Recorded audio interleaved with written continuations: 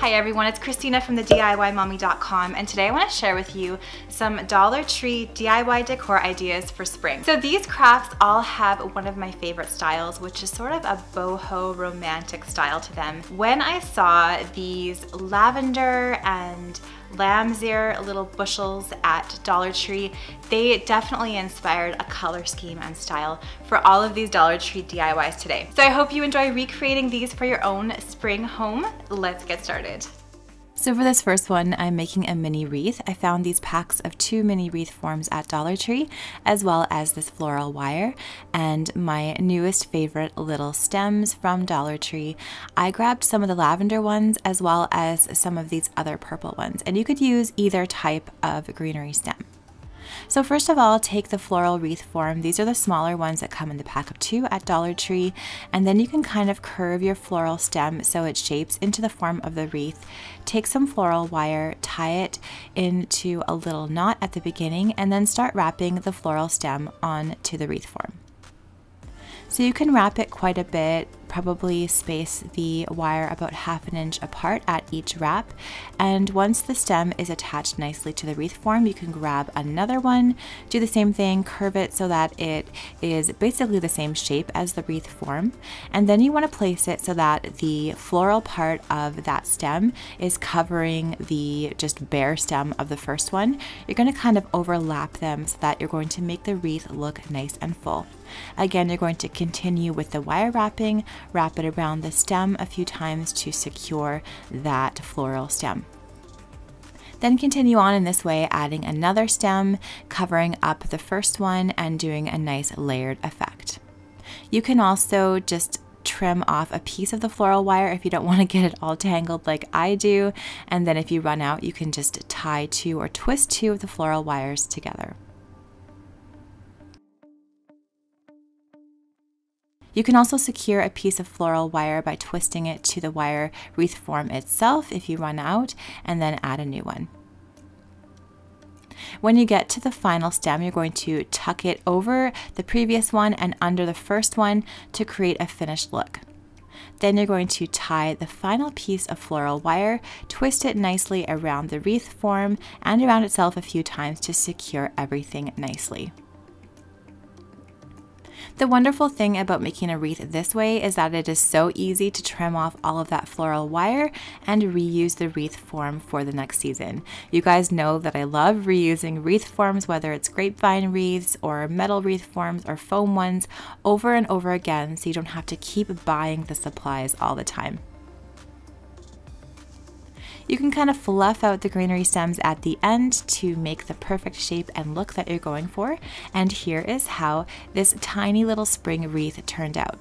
So I thought it'd be cute, maybe hung in a group of 2 or 3, but then I also thought, hey, it looks really nice circling a candle. So it's a really beautiful little candle wreath, and I think it looks so pretty and fresh for spring. For this next DIY, I found these magnetic storage tins at Dollar Tree, and I thought they would be kind of cute to make a little candle. I saw one at Anthropologie, and it had these dried flowers, these pressed flowers in it, and kind of this clear top. So I thought this tin would be perfect for that. So if you want to make one of these candles as well, take some chalk style paint. I'm taking some Fusion Mineral paint in this Divine Lavender color and paint the lid as well as the bottom of this magnetic tin. I just painted right over the sticker. You could go ahead and peel that sticker off. However, chalk style paint covers really well. So I just went ahead and painted over absolutely everything. It dries quickly too. So once the first coat was dry, I went and painted a second coat. You'll find you probably need only about 2 coats of chalk style paint for this project. If you're using acrylic paint or a different sort of paint, you might need a few more layers.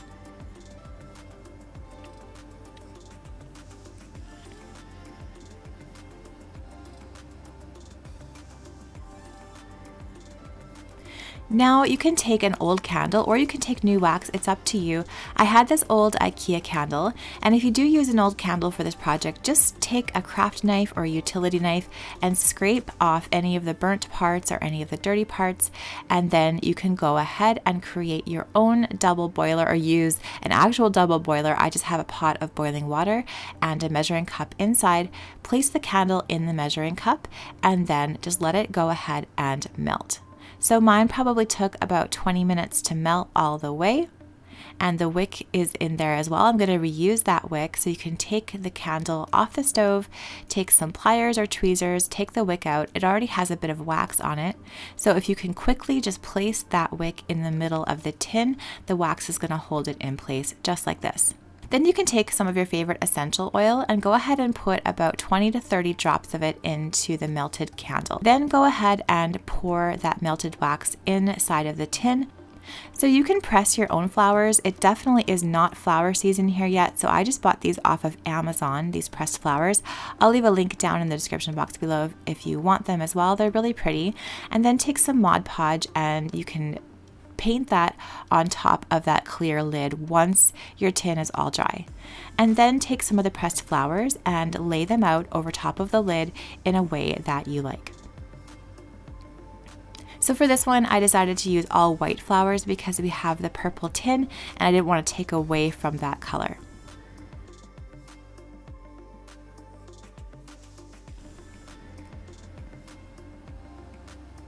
Once that's dry, you can take another layer of Mod Podge and you can paint it over top of the dried flowers, and that just kind of seals them in place, and it also makes a nice smooth finish.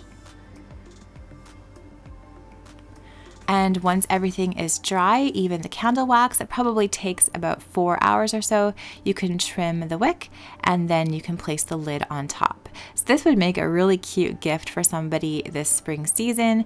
It also looks really pretty on a side table. You can take the lid off, light up the candle, and enjoy the scent and the beauty of those pressed flowers in the lid.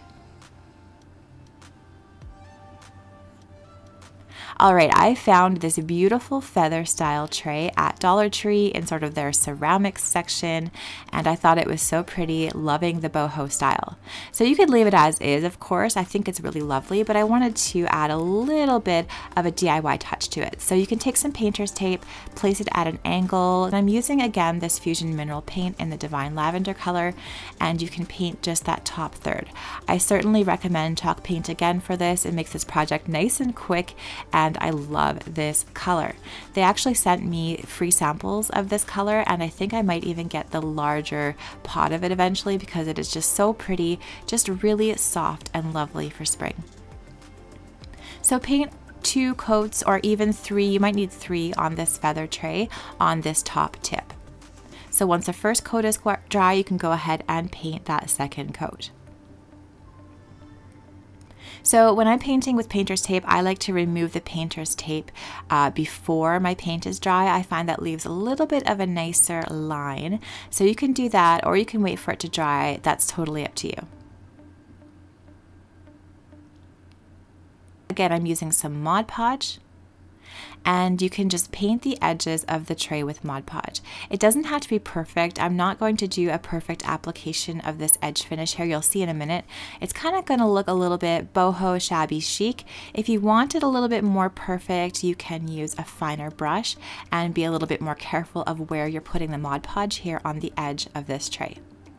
Next, I'm taking these gold leaf sheets. They're imitation gold leaf, found them at Amazon. I know that Dollar Tree sometimes has them, and Dollarama in Canada sometimes has them as well. And then you can press the gold leaf sheets onto the Mod Podged edge and just gently remove any of the excess. I just use my hands for this part. You could also use a foam craft brush. Again, I'm not being very careful with this because I want sort of that worn, shabby chic look. If you want something a little bit more consistent, you can be a lot more careful with how exactly you're placing these gold foil sheets.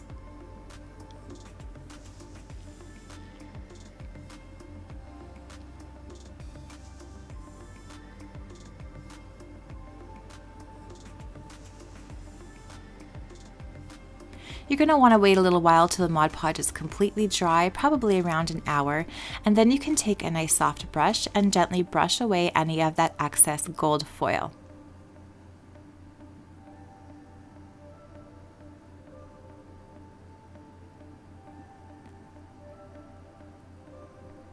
I love the casual gilded edge that this creates on this tray. It just kind of takes it to that next level and gives it almost a little bit of a glam look.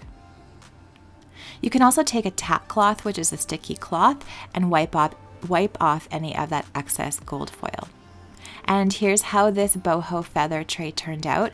I think it looks so pretty. I love how this looks for jewelry, and I think it's the perfect color for spring.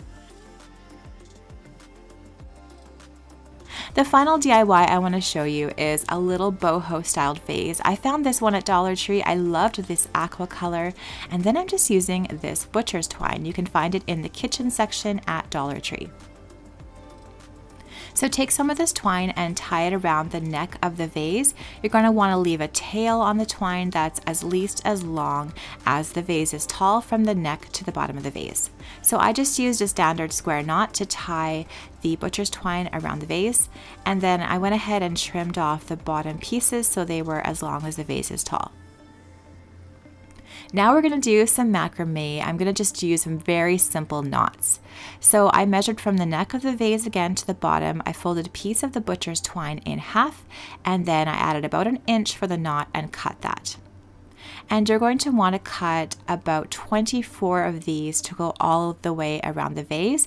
You can cut more or less as long as the final number of these strings is divisible by 4, because we're going to do a knot that requires 4 strings. So just make sure that you can divide your total number of strings by 4. So now here's what you're going to do. This is called a lark's head knot, and this is how often macrame strings are attached to their base string. So you fold the string in half just like this. Take the folded part of the string and tuck it behind that base string, and then take the tail of this folded string and pull it through the loop that you created. Pull that tight, and that is called a lark's head knot. So you're going to do this all the way around the vase to attach all of those strings to that first base string. Now you can try to arrange them so that there's a relatively equal distance between each string. However, it's really easy to move them around after you've put them on as well, so don't worry about that too much. It's a lot easier to do this when the vase is standing upright like this. You're going to probably want to do it this way. I'm just turning the vase on its side to show you guys the knots, just because it's easier for you to see that way. So again, you can move the knots as you want after you have them on. Okay, so the next step is we're going to take a group of 4 of these strings. We have 1, 2, 3, 4. We're going to do a square knot. So take the leftmost string, place it in a C shape over the 2 middle ones. Take the right one, go under that first string, over the middle, and pull it tight. I do have a blog post all about all of the basic macrame knots, so if you want to see written instructions for this, you can click on the link that I'm going to leave down in the description box below. You're going to repeat this using the other side. So take the rightmost string, put it in a backwards C shape over the 2 middle ones, take the left ones, go under, over the right string, and then under the 2 middle ones and pull tight, and that is called a square knot. You're going to repeat that all the way around the neck of the vase using groups of 4 strings. So here it is with the vase upright.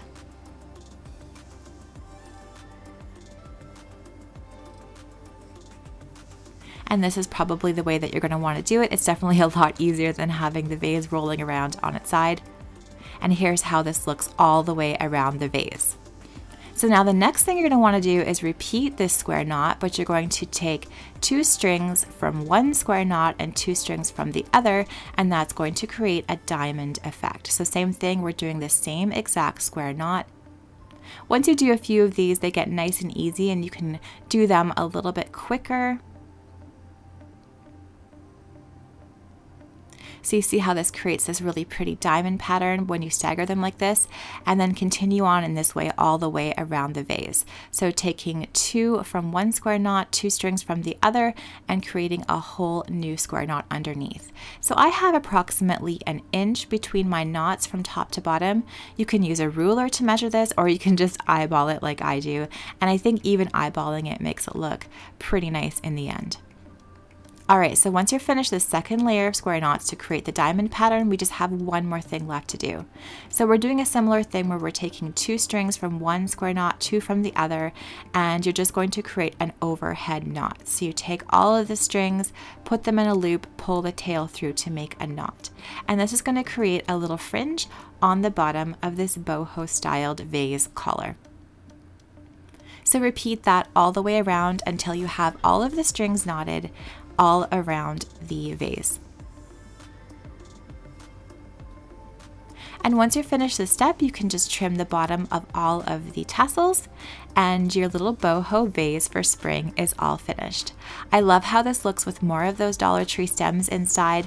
I did put a few pieces of pampas grass I found on Etsy in there as well. I'll link to those in the bottom, and this turned out so cute for spring.